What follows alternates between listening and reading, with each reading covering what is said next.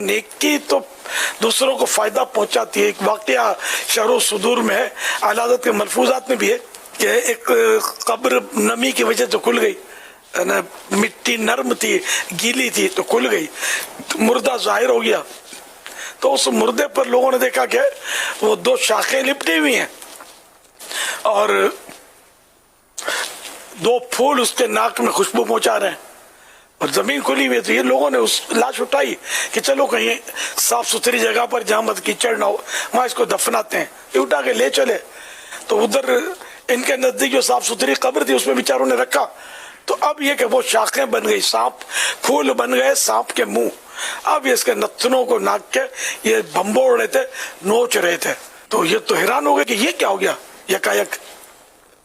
तो इतने में कोई साहिब दिल गुजरे जो अल्लाह के नेक बंदे थे, समझते थे इन बारीकियों को। तो उन्होंने फरमाया कि इस मैयत की खैर चाहते हो तो वहाँ उस नरम और कीचड़ जैसी जमीन में ही इसको वहां छोड़ दो जहां से तुमने उठाया, वहीं दफन कर दो इसको।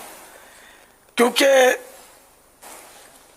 ये जो शाखें फूल की देख रहे हो ये थे सांप ही, लेकिन वहां एक अल्लाह के नेक बंदे की भी कब्र है। तो उसके करीब दफन होने की वजह से, उसके पड़ोस की वजह से वो सांप जो थे वो शाखें बन गए थे और वो सांप के मुंह जो थे वो फूल बन गए थे जो इसको राहत पहुंचा रहे थे। और अब ये था गुनाहगार, अब ये वाकई सांप बन गए वापस।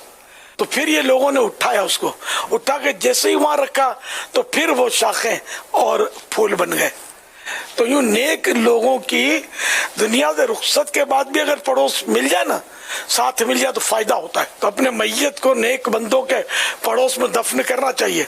और लोगों की पुरानी सोचें हमारे सामने, यहाँ भी औलिया किराम के मज़ारात हैं, अतराफ में बहुत सारी कब्रें होती है, लोग वहाँ दफन करते होंगे ना कि भाई ये अल्लाह के वली हैं, इनके कदमों में हम अपने अब्बू को दफन करेंगे। जन्नतुल बकी काम क्यों, मतलब यानी कि वो तमन्ना करते हैं, दुआ करते हैं। कमोबेश 10,000 सहाबा किराम वहाँ आराम फरमाए। फिर सबसे बड़ा ये कि सरकार सल्लल्लाहु अलैहि वसल्लम का पड़ोस वहाँ मुयस्सर है।